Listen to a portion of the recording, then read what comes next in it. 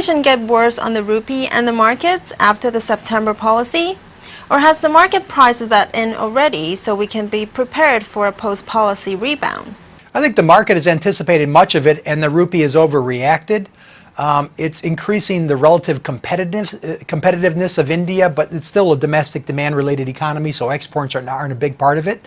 So I think you'll continue to get some volatility. My guess, however, is with the new central banker, Mr. Rajan, plus the government starting to decrease its populism and start increasing, obviously, this move towards more liberalization and reform, we'll start to see better news out of the Indian market.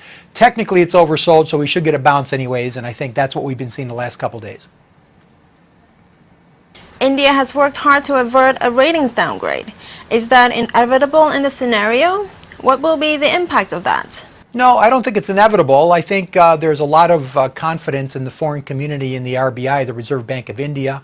We'll wait and see, but it seems like the new head is a very capable economist, understands the business extremely well, good macro, and obviously understands the industries and micro well, and knows what they've got to do, knows what he has to do. So I think the re-rating will wait, the de-rating will wait until there's we see the RBI falter, or we see the populism rear its ugly head and again, and reform and liberalization slow down.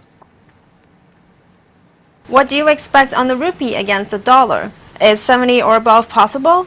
No, I think we've stabilized on the currency. I think you've probed the depths. Currencies have a tendency to overreact to the downside as well as to the upside, and I think the rupee has been a case in point. I think the most FX short-term traders and the longer-term funds will start to, or long-term horizon funds will start to focus more on buying here at this level.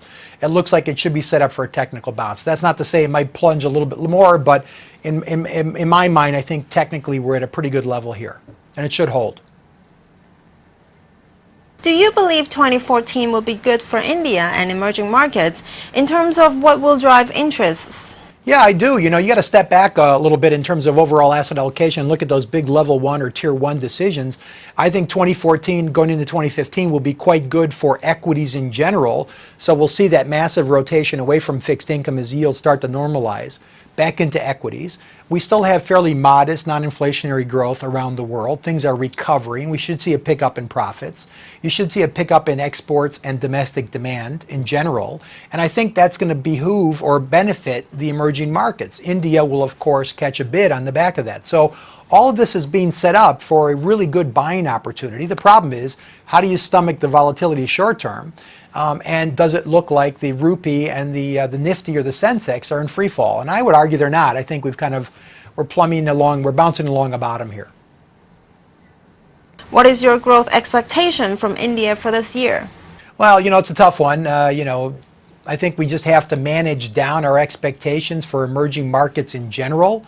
That not just India, but also China. I think they're big economies, and they're going to go into a period of slower but still very good relative growth. So 4.5% to 5% GDP growth, maybe 5.5% to 6% in China, and as a result, we have to expect less from the economies that are much bigger. However, that said, on a relative basis, they will stack up still quite nicely against the developed markets.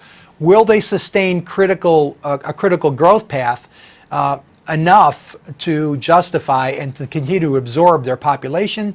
And India in particular, that remains to be seen, but I think China, 5.5% to 6% should be pretty stable.